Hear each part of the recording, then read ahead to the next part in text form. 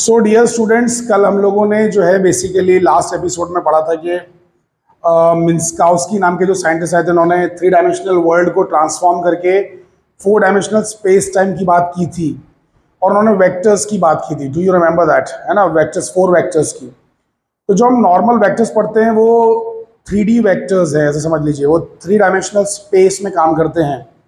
लेकिन जो 4 वेक्टर्स होते हैं या 4 डायमेंशनल वेक्टर्स होते हैं वो काम करते हैं 4 डायमेंशनल स्पेस टाइम कंटिन्यूम में, स्पेस टाइम कंटिन्यूम। तो याद रखिए वर्ड, ठीक है? क्या? Space time continuum, space time continuum, ये वर्ड सभी लोग याद रखेंगे। Now listen very very carefully कि मिन्स्काउस्की ने कुछ स्पेस टाइम डायग्राम्स बना के दिए हमें। मिन्स्काउस्की ने हमें कुछ स्पेस टाइम डायग्राम्स बना के दिए हैं। तो वो स्पेस टाइम डायग्राम्स क्या हैं, कैसे हैं, लेट्स ट्राई टू अंडरस्टैंड। यहाँ पर हम लोग है ना मिन्स्काउस्की के जो डायग्राम्स है, मिन्स्काउस्की के जो डायग्राम्स है, मिन्स्काउस्की डायग्राम्स, मिन्स्काउस्की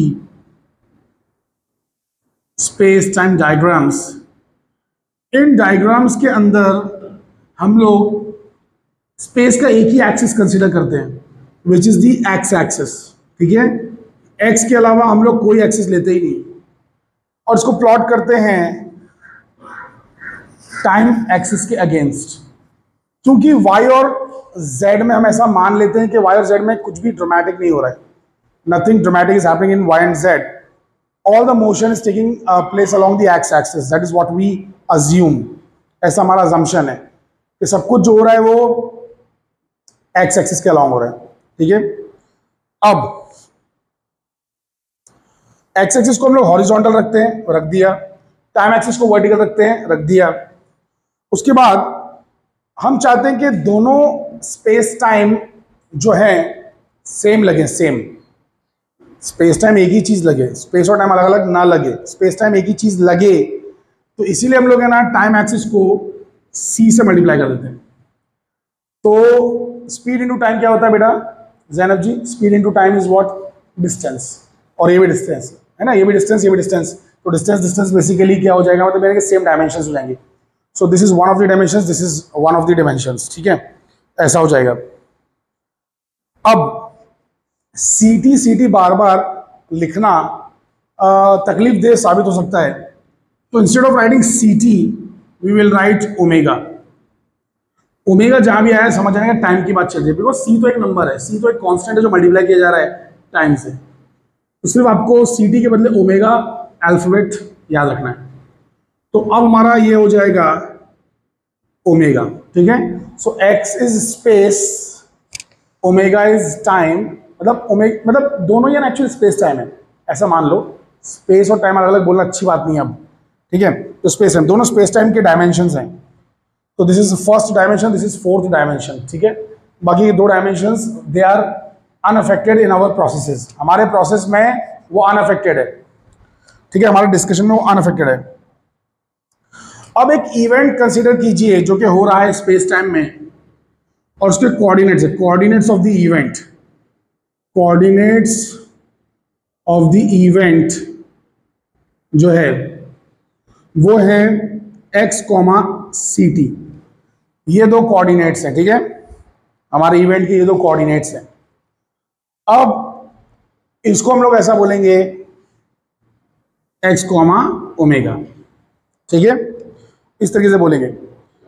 अब कंसीडर कीजिए कि एक फ्लैश लाइट है, एक फ्लैश ऑफ लाइट है जो कि ओरिजिन से स्टार्ट हो रही है in the frame s at t equals to 0। So t equals to 0, time जब वक्त जब 0 है तब एक फ्लैश ऑफ लाइट ओरिजिन से शुरू हो रही है।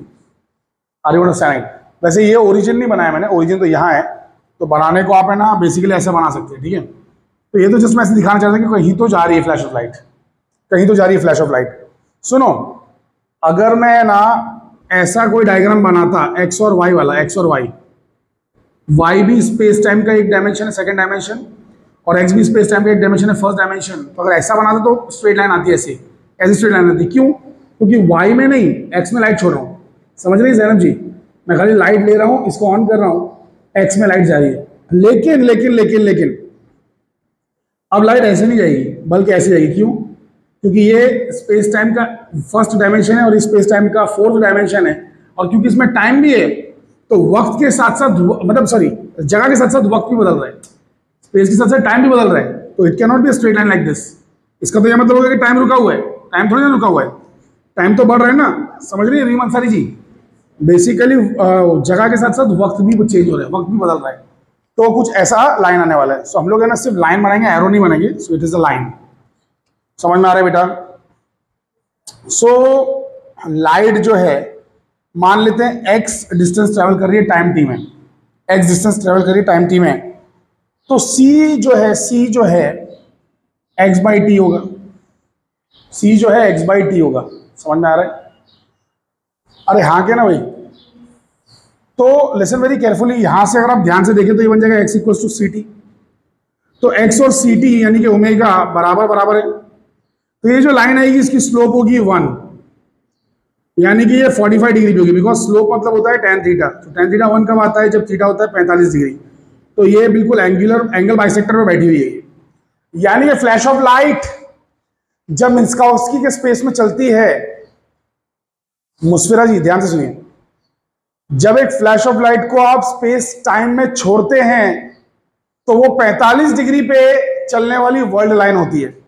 45 डिग्री पे चलने वाली वर्ल्ड लाइन, ये लाइट का पाथ है। Light, are you understanding the point? Light का पाथ है ये, light is the fastest. Are you guys understanding the point? बेटा समझ पा रहे हैं जो मैं कह रहा हूं आप लोगों को, क्या नहीं समझ पा रहे हैं आप लोग? सो आप सभी लोग देख ही सकते हैं कि जो फ्लैश ऑफ लाइट है, फ्लैश ऑफ लाइट, ये दरअसल बाइसेक्टर की तरह, एंगल बाइसेक्टर की तरह, जो कि स्पेस टाइम कंटिन्यूअम को दो पार्ट में, दो हिस्सों में बांट रही है। ठीक है, अच्छा अब लॉरेंट्ज ट्रांसफॉर्मेशन कंसीडर करते हैं। लॉरेंट्ज ट्रांसफॉर्मेशन सभी लोग ध्यान देंगे बेटा। So Lorentz transformation of space क्या था?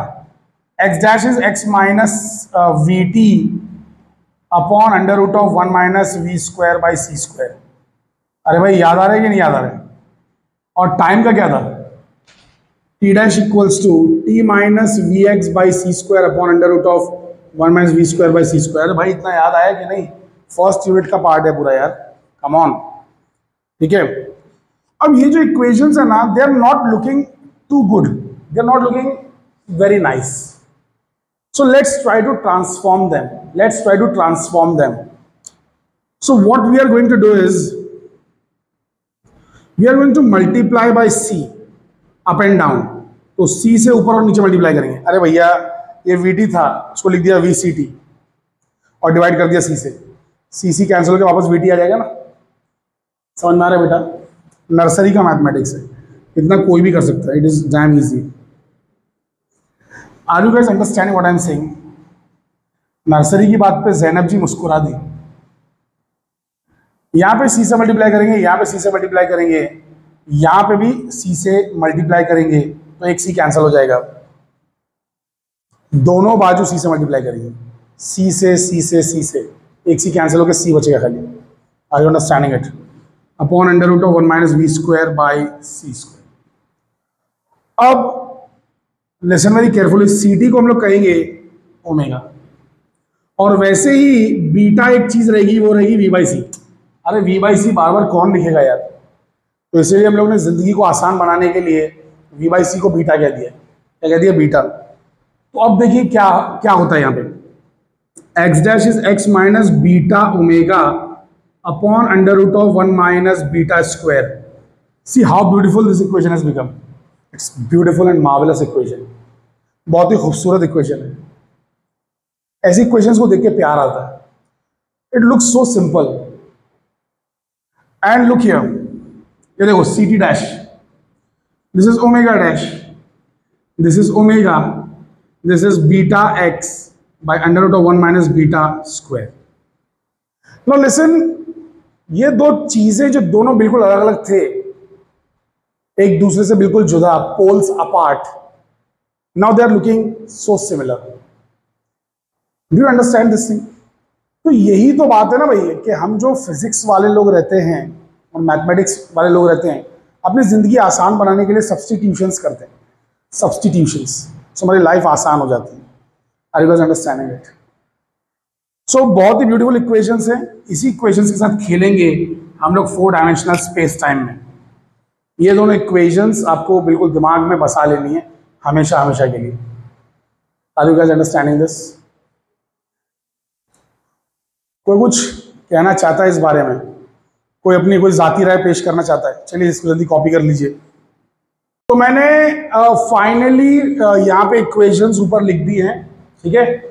अब सब लोग ध्यान दीजिए बच्चा, लिसन। आप लोग को बचपन से ये मैथ्स तो आता होगा कि अगर ये y एक्सिस है, ये x एक्सिस है, तो ये जो लाइन होती है इसकी इक्वेशन क्या है? इस लाइन की इक्वेशन है y इक्वल टू सी। अगर कोई एक ऐसी लाइन है, इसकी इक्वेशन क्या है? x equals to C, where C is this number, जो भी नंबर है वो। तो अगर ये है 4, 1 2 3 4, तो y equals to 4 is the equation of this straight line. ये स्ट्रेट लाइन की इक्वेशन है y इक्वल्स टू 4। वैसे ही अगर यहां पर है 1 2 3 4, तो x equals to 4 is the equation of this straight line. ये वाला हो जाएगा y इक्वल्स टू 3, ये वाली लाइन y इक्वल्स टू 2, ये वाली लाइन y इक्वल्स टू 0, यानी कि x एक्सिस कुछ और नहीं, y equals to 0 x axis की इक्वेशन है। Are you understanding it? इतना बेसिक सा मैथमेटिक्स आई होप के सभी को आता है। y इक्वल्स टू 4 ये लाइन को कहते हैं, y इक्वल्स टू 3 ये लाइन को कहते हैं। और ये आया कहां से? आया कहां से? y equals to mx plus C से आया है। y equals to mx plus C, ये equation of a straight line होती है। लेकिन अगर आपने लाइन को ऐसा बिछा दिया तो स्लोप उसकी 0 है, इसलिए गायब हो गया। सिर्फ इतना बचा y इक्वल्स टू सी, क्योंकि m स्लोप होती है, स्लोप आपने 0 कर दी। अरे स्लोप भैया ऐसा x एक्सिस को पैरेलल कर दोगे स्लोप 0 हो जाएगी। खोपड़ी बातें गुजर रही है, x एक्सिस को पैरेलल करोगे तो स्लोप 0 हो जाएगी।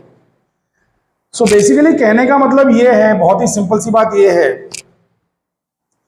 कि अगर आपको x की इक्वेशन चाहिए तो लिखो y इक्वल्स टू 4, और अगर y इक्वल्स टू 0, x की equation is y equals to 0, और अगर y एक्सिस की इक्वेशन चाहिए तो लिखो x इक्वल्स टू 0।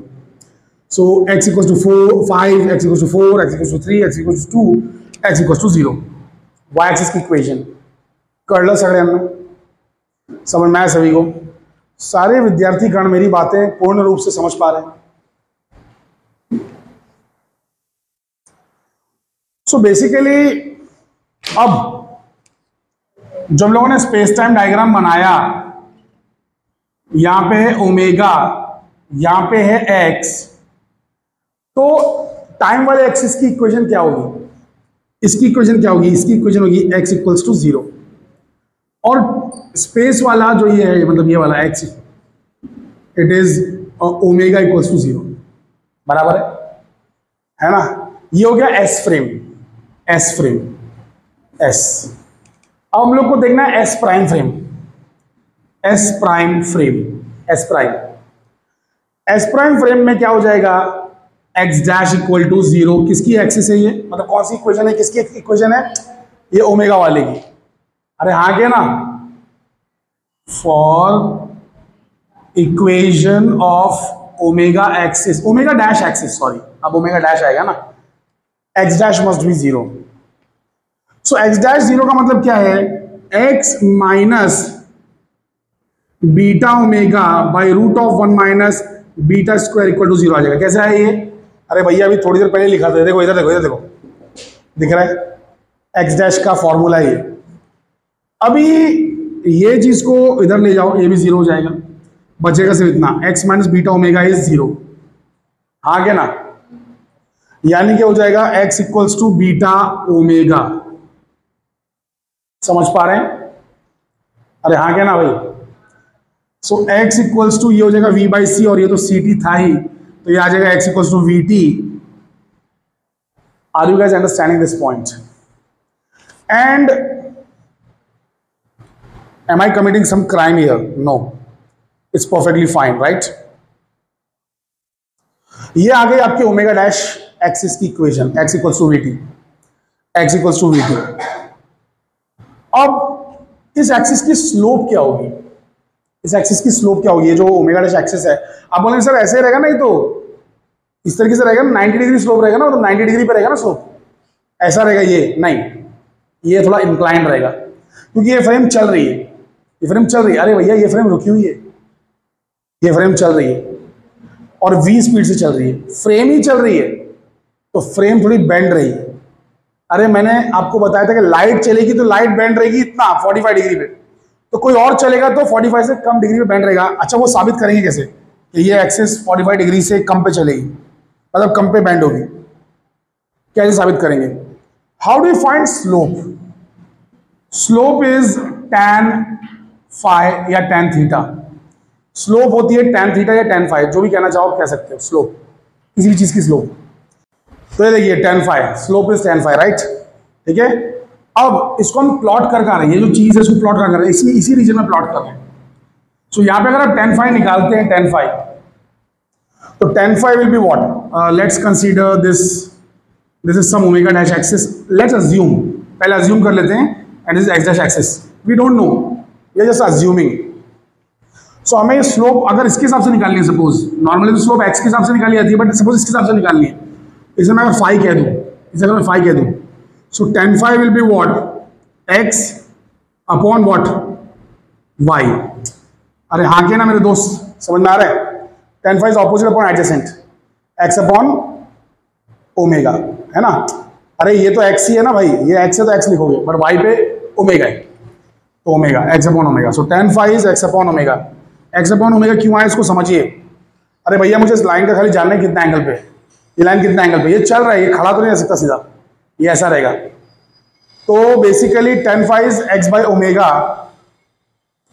और x होता है vt, ओमेगा होता है ct, tt कैंसल, v बाई सी आ गया, and because v by C is always less than 1, velocity कभी लाइट की स्पीड से ज्यादा नहीं हो सकती, किसी भी चीज की velocity always less than 1, hence tan phi is less than 1, which means phi is less than 45, because tan phi equal to 1 जब आता है तो phi होता है 45।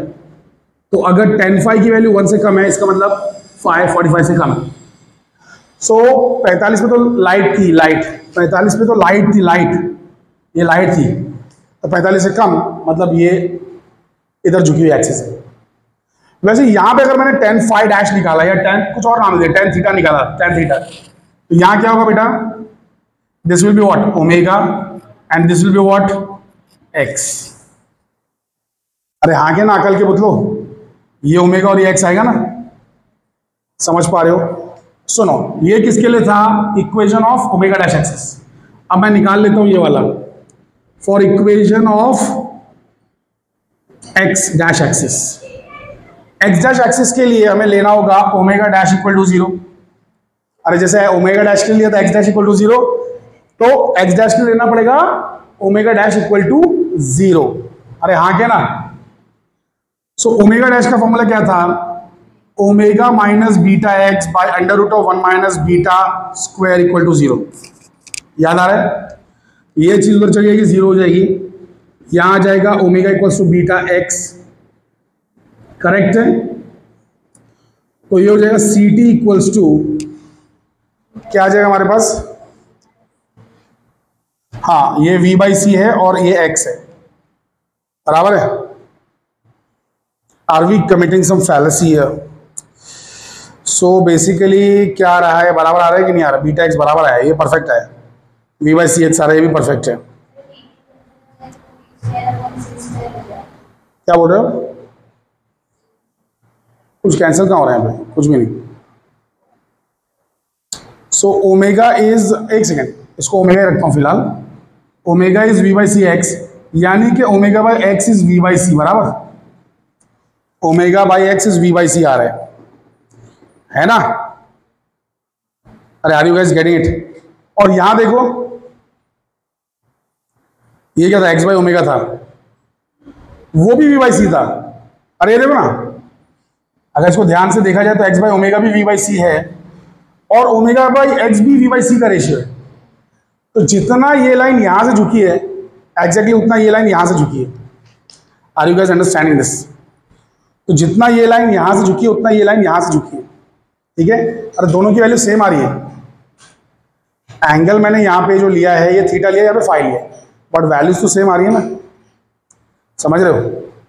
तो एंगल सेम है, मतलब इसको आप है ना, जैसे इसको आपने क्या लिया था भाई, tan फाई लिया था ना, इसको यहाँ पे आप ये ले लो tan phi dash.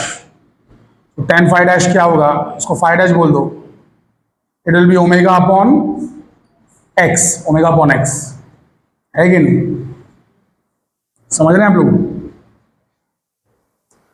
Are you understanding the point. जैसे देखो यहाँ पे चीजें लिखी है ना हम लोगों ने, यहाँ पे कुछ लिखा ना x equals to V T, वैसे यहाँ भी कुछ मिल रहा है।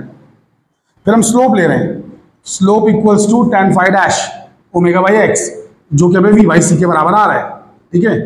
सो हमें v बाई सी के बराबर आ रहा है, समझ गए। तो ये इससे साबित हो रहा है कि दोनों की स्लोप सेम है। Slope of omega dash and what x dash is same with respect to omega and x axis respectively, so respectively, ठीक है, that's it। तो बेसिकली यहां पे हमें एक डायग्राम मिल चुका है कि आइंदा से याद रखिए कि ऐसा ही हम लोग डायग्राम बनाया करेंगे। जब भी एस फ्रेम दिखाना है, एस फ्रेम, तो उसको लिखेंगे इस तरीके से, ओमेगा और एक्स, और एस प्राइम दिखाना है उसे लिखेंगे ओमेगा डैश और एक्स डैश, दैट्स इट। बस ये स्टैब्लिश करना था। और लाइट को दिखाना तो यहाँ लिख देंगे, लाइट के लिए ये लाइन बनाएंगे हमेशा। ये मिन्स्काउस्की ने तरीका बताया स्पेस टाइम डायग्राम बनाने का, 4 डायमेंशनल डायग्राम बनाने का। सो एस फ्रेम के लिए ओमेगा और एक्स आएगा, एस फ्रेम के लिए ओमेगा डैश और एक्स डैश आएगा, और ये आएगा सी। और जितना तेज चलेगी बस, एस प्राइम फ्रेम जितना तेज चलेगा, लाइट के जितना नजदीक चलेगा, उतना लाइट की तरफ झुकते जाएगा, उतना लाइट की तरफ झुकते जाएगा। Are you understanding the point. समझ पा रहे हैं सारे विद्यार्थी मेरी बातों को। That's it. तो आज के लिए बस इतना ही, फिर मिलेंगे अगले एपिसोड में इसी वक्त इसी जगह।